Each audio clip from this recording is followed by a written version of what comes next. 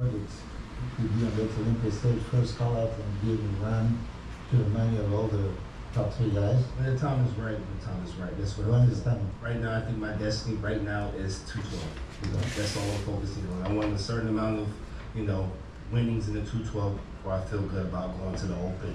And just building a legacy. That's what it is. I want to just jump to the Open because, people want me to go. I want to do it when Keon is ready. And right now, I'm not ready to make that move permanently. I'm not ready to go up there. I feel like I still have a few more years left in the tank, 212, then move to Open. It's gonna happen. I'm only 30 years old. There's no time to rush. So, when it's time, it's time. Huh? I'll put you on the spot. I'm thinking about this question. Who is the greatest 212 competitor ever, besides yourself? 212 ever? Flex, dude. Why? Why not Derek Lunsford? Why not Hadi Chupin? Well, Flex stayed for 7 years. And he got 7 trophies. So I mean, that's Derek got one and moved and placed second at the Olympia and then won.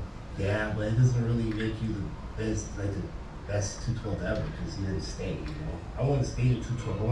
I want to marinate in the division. How would Flex done? Go Heath and I mean, Flex, there's the reason why Flex didn't do the Open. There's a reason he couldn't break into those top five.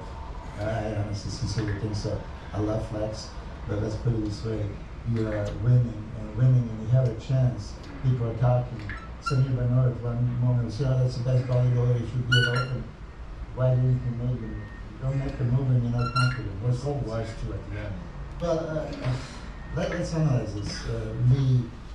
Priest talked about it. He would never even compete in 212 because he wanted to compete against the best in the world. Sean Ray, right? Lila Brada, those guys were there. They were placing second and he would go around the 212. Look at that. It was Frank Zinn, who was 3 times Mr. Olympia. He would do 212. There's Muhammad Maccabi, Danny Padilla, right? So you made that very strong point that if you call yourself Mr. Olympia, there is the one Mr. Olympia, right? And Has this been battled in control? yeah, he would do for sure. He would do for sure. He could do He could do everything from men's physique, classic physique, 212, and yeah. But I'm super impressed with you. Not impressed, super impressed. 2 years ago, when you beat Sean Florida, Sean was better conditioned, and there was argument. Okay, what are you gonna go for? He had a beautiful shot. We all talk about if Keon ever brings it, the show is over. Not just that you brought it, you polished your physique. Your presentation was phenomenal. Confidence that you showed. Every move that you made was measured. It was a masterpiece. That's why we kind of really give out to the guys at the top. Right. So right now, so think about this. Hadi, I wish it was still a crossover. yeah, Hadi Chopper. Hey, listen. See, I just wish they would separate the days, so it's like, oh, yeah, 12. Is it done at Friday night? Yeah, it's 12? Friday. Second. even Wish they they do. do a prejudging Saturday. He can stay backstage and finish 2 Because and go I back. guarantee, bro, like you smoke it. If you won, sort of like you did last year, pretty tempting to hey man, this might have been my best. I wake up Saturday morning, I do this again. If they had that, 100% I would do that. I don't Pressure's think that off. would I happen. totally understand what you're saying though, because you can't, listen, you have one task. It's not like can't go to a fight and say, okay, I'm gonna fight this guy then Saturday. You know what I mean? It used to be like 3 fights in a day, remember? Mark Kerr was just talking about the Hall of Fame. He had to fight 3 guys back to back to back. I think too. Hey guys, if you have not heard, I've launched my own TRT clinic. TRT Kingdom is now live. And if you'd like to schedule a consult or get more information, make sure you guys go over, check it out, and let us see how we can help with your health needs. Click the link below. Sure. Say click the link below. Click the link below. But the point I was making, Hadi Chapman was 212, qualified for Olympia, then went to Vancouver, won that show, and then it was like, oh, what are you going to answer? 212? You can't do both. So the 212 was obvious. He chose to go and start 3. David Henry did both. What year was that? Oh, 15? is it? 2015? It was when he was Something two like or that. three, I thought, right? Yeah, it was, yeah. I mean, when Derek, we were talking about Derek, should he do 212 or open? And they said, okay, maybe should do it open, but he didn't know where he's gonna fit. I mean, there's going against Big Ramy, you know, and Nick Walker and all that. Where is it? He fit perfectly in second place. I want to see what goes down with these guys in the exhaust No, season, you know. no love to me. That's why I took the challenge to post next to Samson. That was right. Bro, you know, I'm not running from these guys. How did you feel after that? I felt great. I felt great. What was the feedback? Um, I wasn't there, so. the feedback when I talked to Tyler was he was very shocked. He was very surprised. Last time I talked to Tyler, he told me I needed to put a bit more volume on my legs, and that was back in FIBO. I went to Pittsburgh Pro. You know, I was still I'm in my off season, so obviously I put on a couple more pounds since I saw him from FIBO. He was very surprised. He was very shocked and very happy with what I brought. It was nothing bad. You couldn't say anything bad. Just keep doing what you're doing. And but it felt amazing to be next to Samson. And obviously I said Mr. Olympus. Who would not want to be next to Mr. But also, you know, I knew that that was my time to show people that, you know, how can you compare someone 6 foot, 300 plus pounds to 5'5", that's 230 something pounds. What that would look like on stage, not in competition shape. So that gave me a lot of, you know, it gave me something to look back on. So I've noticed in the last couple of years, I was telling Jay this, the whole aura around you, everything, the confidence, you smile more, you hold your head up more, just everything.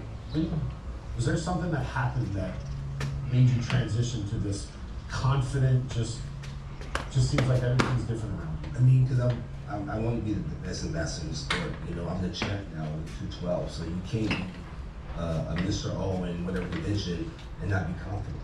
What is the purpose? I'm trying to be a leader. You know, I want to lead people, so I want to show people that when you're at the top, you have to be confident. And my wife pushed me every single day, man. She trains me every day in the gym. You know, and just confidence, man.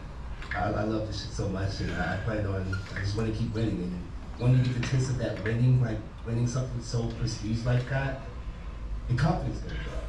And that's what I feel. So that's why when I was on stage last year, I was like, yeah, I'm hitting poses, I'm shaking my head, I'm smiling, I'm looking, I'm pointing at the judges, I'm showing them I'm here. And we'll get the same thing this year times 10. And I'm even more confident now. I guest posed next to Samson. Guess what, man? Confident. I did a guest pose the other day. I looked goddamn amazing. I wouldn't even say that about myself. But when I saw that, I was shocked. I was like, that's me. You know, boost my confidence even more. You know, so yeah, it's just, this is the energy now. This is the energy. So Hey, you know, when we were talking earlier, I said the same thing to you. You were always confident, but there was a moment in time where your confidence went from, I can do this, to it just exploded. I'm assuming that was over. Yeah, it was 2000, you know, I got to stay next to Coleman on the Euro Tour where I didn't really get a solid comparison with him before. That was 1-2. So, you know, having Chris in my corner, you know, just like you have your coach, you know, it really helps to have that person be like, hey, you know what, you held your own there. Now, granted, I thought there was some politics, you know, so would I be able to stand next to that next fall? I took the whole year off and trained for 2001, and when I got to stand next to Ronnie and got the first call, you know, I deserved to be there, so that's where, from then forward, I was pretty much, hey, I solidified myself. And, you know, you always question every year because, you know, you see the hype guys, you know, it's just like we talked about the Turkish phenomenal at a young age. You know, for 21 or 22, I mean, you gotta look at that and say, wow, you know, what's this kid gonna be like at 25, right? We rave about these guys in 30 years old, right? Because you're not even into your own. Your own is late 30s, like he's not even close to the window yet. So how far can you go? The question is, you know, and I get a lot of kickback when I say, Keon needs to do open. And that's my opinion. Everyone has their opinion, just like you. He has his own. He's sitting here saying, I'm not ready to do it yet. But it's easy for us to say, get to the big leagues and win the big one, and that's where you can solidify yourself. But time is an essence, man. And the truth is he looks great now at 220. What are you now? 221 right now. So if he competes at his cap is 212. Like, let's just say he's 212. Listen, man, he puts on 10 pounds. You don't know where that 10 pounds. I mean, you assume it's gonna go. You just raved about his small waist and all the things that the quality and all the things that make him the champion that he is. You start adding the pounds, and you know it could be hard not to get the distension and all those things. So, be careful what you wish for. At the same time, just enjoy the journey. And I can tell you, I'm gonna say it because I know the training is what you look forward to the most, because I see it. Just like you just said, you smile. He's more astute. He's proud of his accomplishments in the gym. Yeah. The stage is just a platform for him to get visibility of, I'm here, I'm competing. I would have to say the gym time is still his favorite, right? Yeah. I mean, getting on stage is just a showcase of what I busted my ass off for a year. And like you said, you just said an off season, but I don't think there's an off season in your vocabulary. No. Because it sounds like, the meals are prepped. I mean, how many meals? If I asked you right now, how many meals a day you eating? How much cardio you doing a day? And what's your training schedule? You can just, how many meals a day? 6 meals a day. And what time do you eat first meal? Usually like 9:30. It's every 2 hours, 2.5 hours from there. Yeah, by the clock, not by starving. It's a business and bodybuilding. When I get home from the podcast, wife will have a meal for me, ready to make, to eat.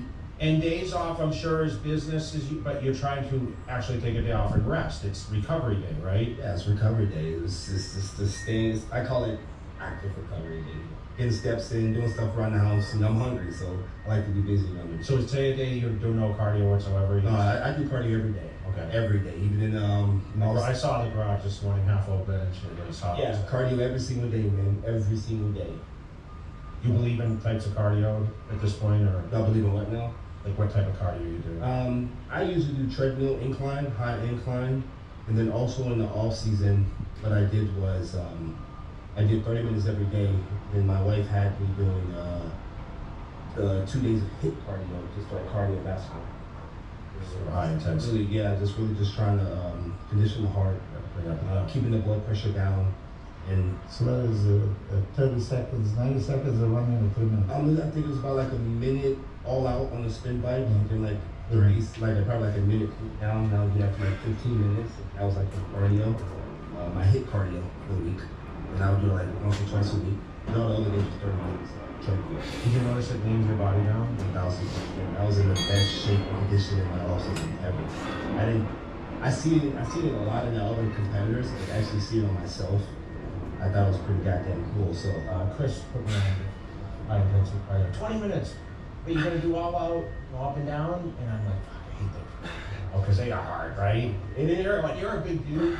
I mean, I was pushing 290, and I'm like, he's like, I only want 20 minutes. I'm like, man, I like that slow, steady thing for like 30, 40 minutes, And then he's like, just all out. And sometimes like 15 minutes, and I'm like, God, can I get this done in 15 minutes? And about that heart rate like that. It makes me. I mean, it is tough when you're bigger, got body fat on you. Yeah, it is tough. Even for me, it wasn't just, I just got on and just killed it. I had to build it up.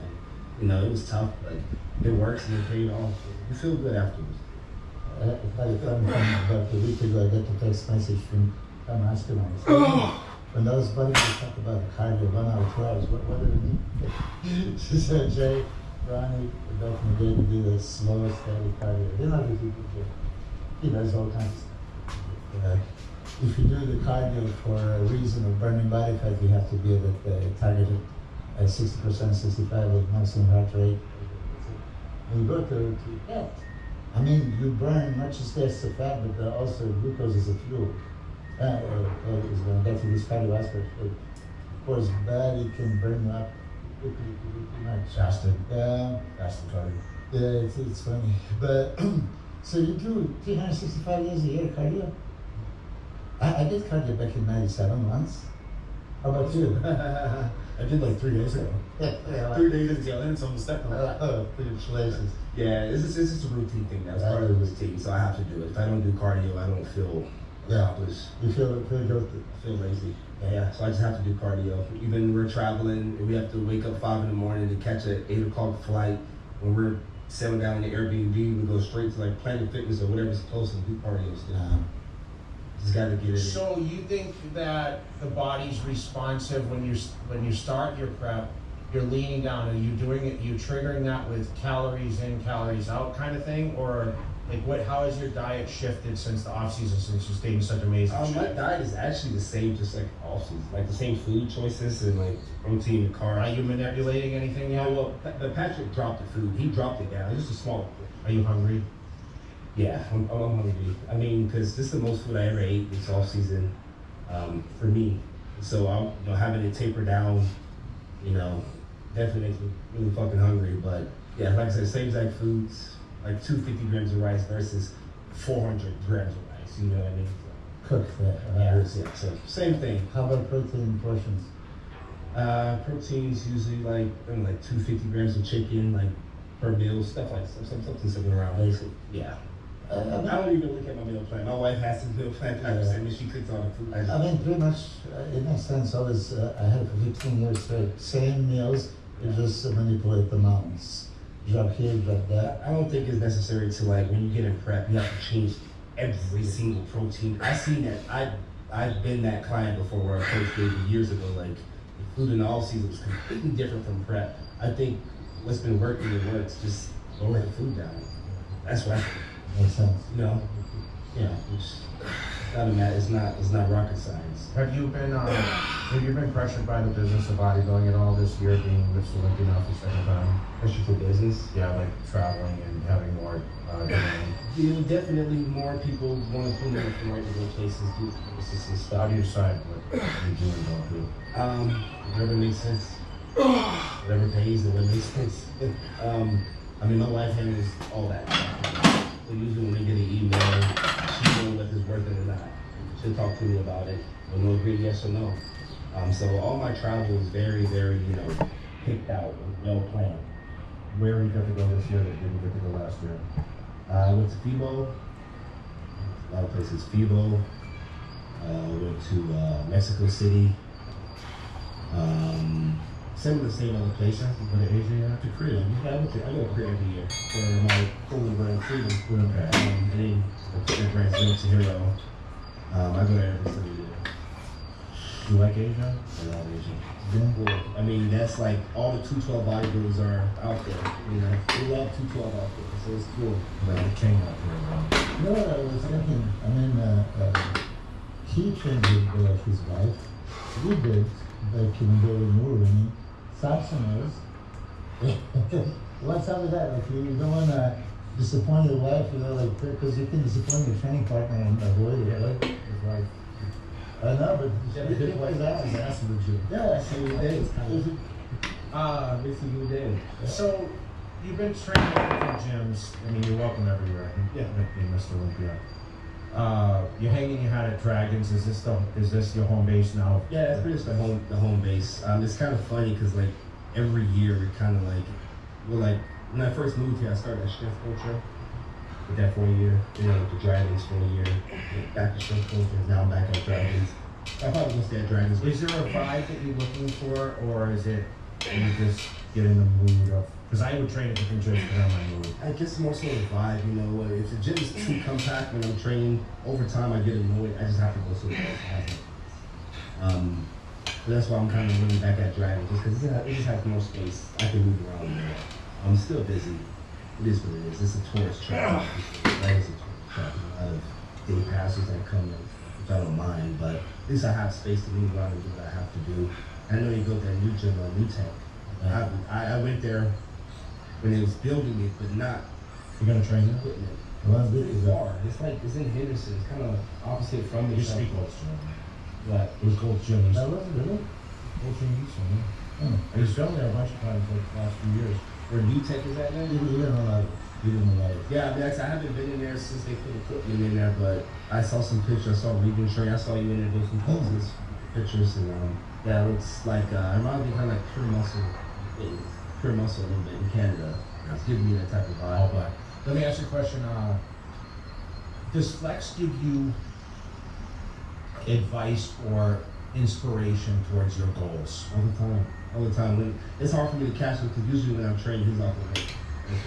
So when I do see him in person, we'll go to the office and we'll chop it up. Yeah, I would call him like a mentor to me as well, especially when we see each other. I know he's been going through a lot of injuries and traveling and stuff too.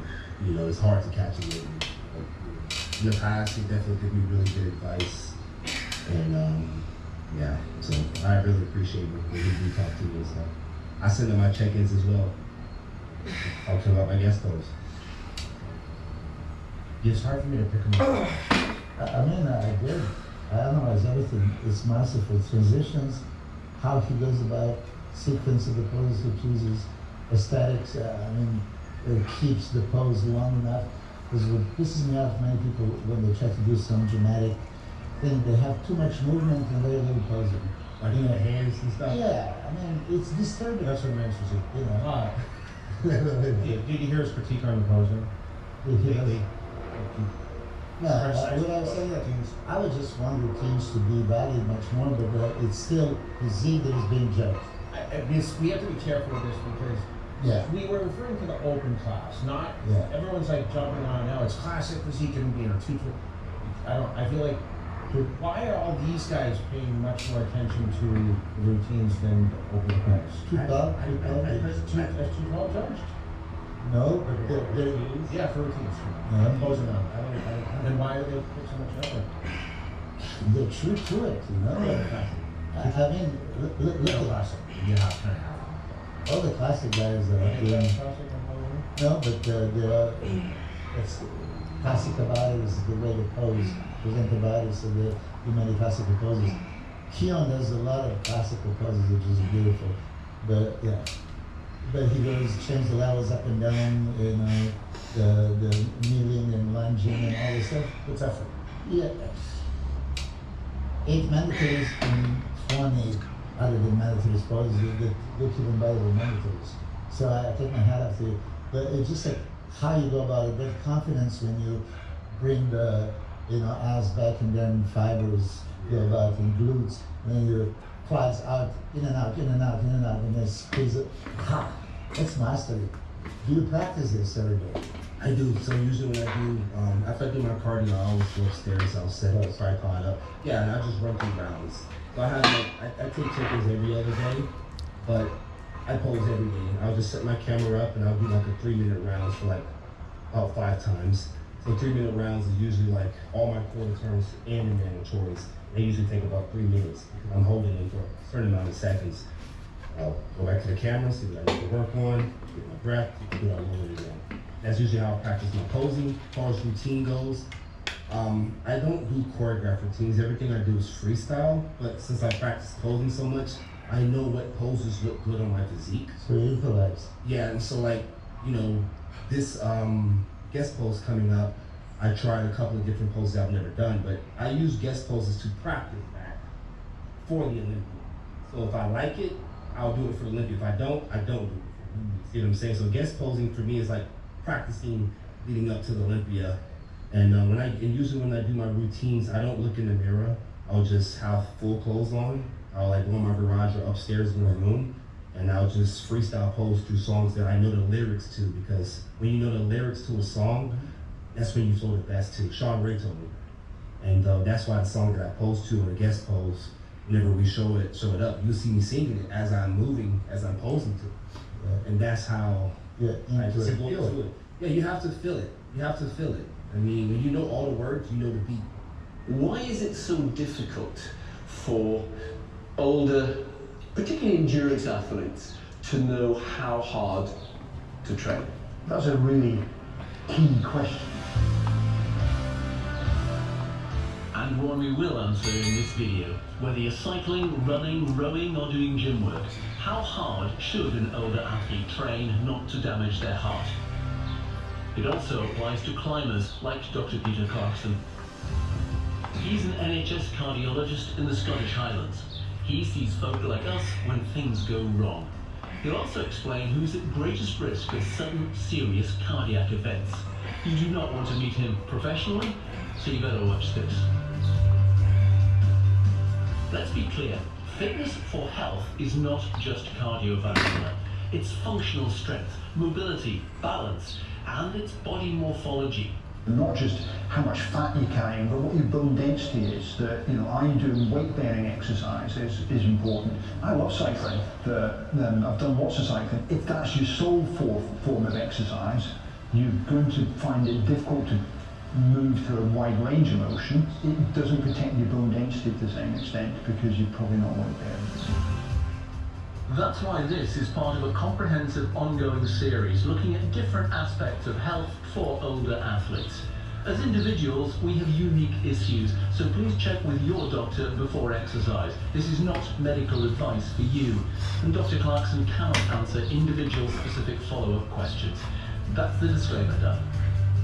But there's always this question is, what is too much? Is there something that's going to cause problems downstream by doing too much exercise? Can we as older athletes do too much? But the cardiac side of things, there's two things we are concerned about, which is coronary artery calcification and atrial fibrillation. And we'll talk a little bit about both of those.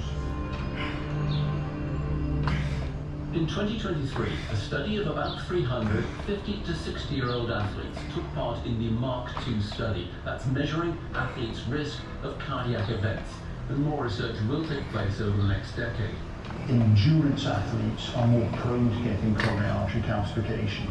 That means hardening of your arteries, which potentially can cause further cardiac trouble downstream. Now, what the data is telling us so far is that it's particularly common in men, but it's more prevalent in people who spend a high percentage of the time doing very vigorous exercise. And what we mean by very vigorous exercise is things greater than 9 metabolic equivalents, which is generally heavy rowing, running, pushing yourself very hard on cycling events. It doesn't seem that the overall duration of exercise makes any difference. If you exercise for longer, it doesn't seem to make any difference in the amount of coronary artery calcification. So to me, what are the current take-home messages about that? What I would probably view that is that you need to spend a significant proportion of your time doing lower intensity exercise as well. We definitely know that doing some high intensity exercise is good for you. It's good for your VO2 max, it's good for your body, full stop, in lots of ways. And I don't want people to stop doing high intensity exercise on the basis of this small risk of coronary artery calcification. But as I said, it's a high percentage that seems to be the trouble. And so I think sticking to the sort of more 80-20 type of exercise that we're told to do, rather than pushing yourself towards a more sort of 50-50 end, will likely be more protective for your coronary arteries. But we'll find out more information as the decades progress and we get more information as to on this matter.